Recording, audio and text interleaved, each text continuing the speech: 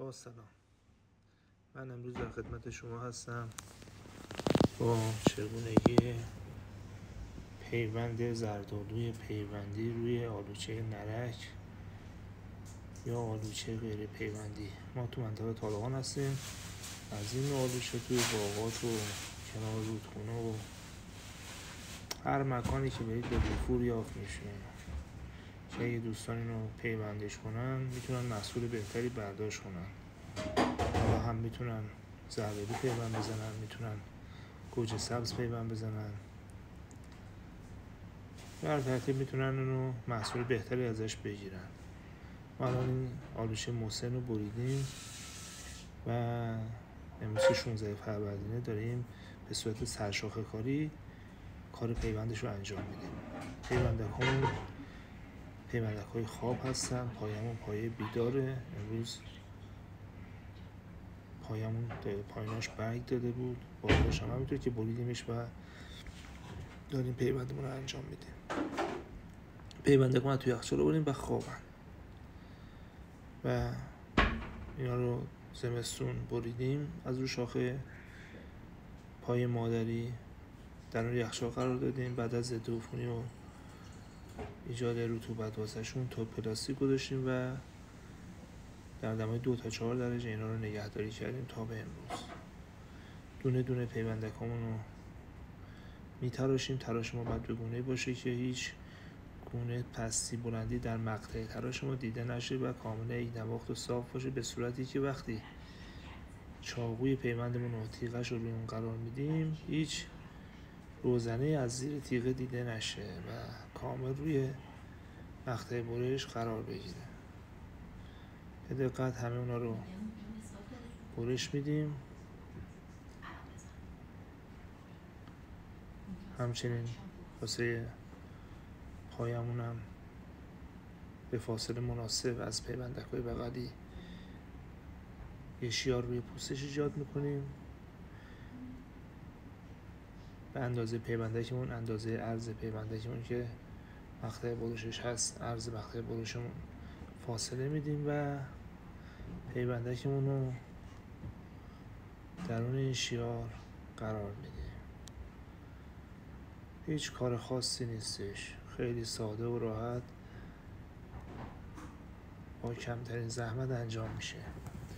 دوستان اگه من رو به بچه‌هایی که تو طالقان هستن، مثلا ما تو باغا آلوچه نرک زیاد داریم، توی باغا نسترن زیاد داریم. نسترن رو میتونید گل رز پیوند کنید. حالا من توی زمین بغلی هم یه چند تایی نسترن رو پیوند میکنم بهتون نشون بدم. حالا تو زمین خودمون ما گل رز اینجا زیاد داریم، تو همین ویلای خودمون گل رز زیاد داریم و یه موقع هستش که نسترن کنارش سبز میشه. من نسترن ها چون ریشه قوی دارن دیگه حذفشون نمیکنم، رو همونا پیوند میزنم و به زیباترین گل رز بدل میشن. من دقت کنید توی فیلم که 2 تا شیار من ایجاد میکنم، یه خورده بد پوست میده، هنوز کامل پوست از چوب جدا نمیشه و یه خورده سفت جا میره این پیوندک ما. به همین ترتیب تمام پیوندک ها رو جا میزنیم.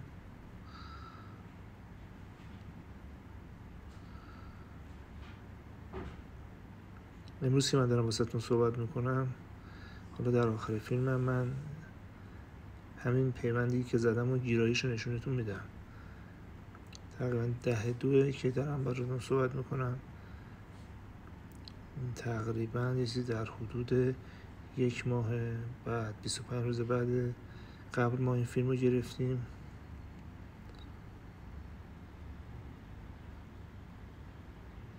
در آخر کار هم شما فیلم نحوه گیرایی پیوندم میتونید انتهای همین فیلم ببینید. فقط یه سری اصول داره که باید رعایت بشه. اون آخرین پیونده که اونم ما جا میزنیم، شیارشون ایجاد میکنیم، با نوک چاقو کمی پوست رو کنار میزنیم و به توسط چند تا ضربه پیوندکمون رو به سر جاش هدایت میکنیم. به همین سادگی و مثل آب خوردن. خب برای اینکه ما رطوبت پیوندکمون رو حفظ کنیم بهتره که با پارافین روی اون رو بپوشونیم. پارافین نواریه که توی لوازم آزمایشگاهی ها میفروشن، برای بستن درب بشه رو ایزوله کردن محیط آزمایش استفاده میشه. ما اینجا واسه ایزوله کردن پوست پیوندکمون از این پارافین استفاده میکنیم. پارافین به نحوی عمل میکنه که وقتی جوانه پیوندک شما بیدار میشه به راحتی پارافین رو تو شکاف ایجاد میکنه و از اون خارج میشه. جوانه از زیر پارافین بیرون میاد. به همین ترتیب تک تک پیوندکمون رو ما با پارافین میپوشونیم و شانس گیرایی پیوندمون رو به 100% نزدیک میکنیم.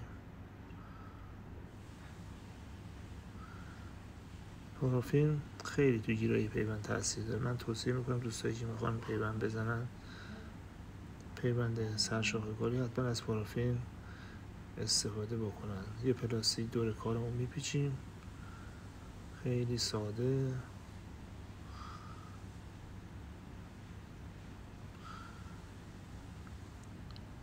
پلاستیکمون رو خیلی محکم به بدنه درختمون چسب میکنیم که از شانس من چسب بازی در آورد. یک کنده نمیشد، پاره میشد، تا یه دور میزدی دور تنه درخت پاره میشد، ما رو سر کار گذاشته بود. توی فیلمم کاملا مشخصه که اذیت کرد. از این چسبایی بگیرید که جنسش خوب باشه، جنسش از این قطور. من جای چسب شیشه نازک گرفتم و دور کارم رو بستم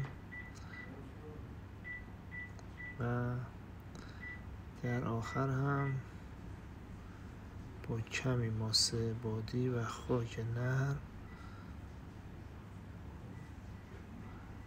محل پیوند رو پر میکنیم به صورتی که 1 یا 2 جوانه از پیوندکمون بیرون بمونه. این باعث میشه که از نتیجه پیوند ضربه‌رود دو پایه آلوی سگک، پایه آلوچه،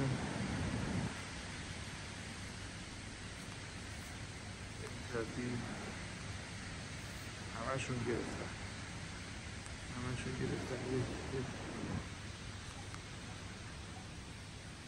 یه پیوندم اینجا زدیم، این هم که لای خاک بودن دارن در میان.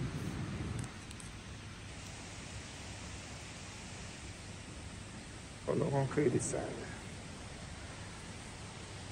به این هم ضربه بزنیم.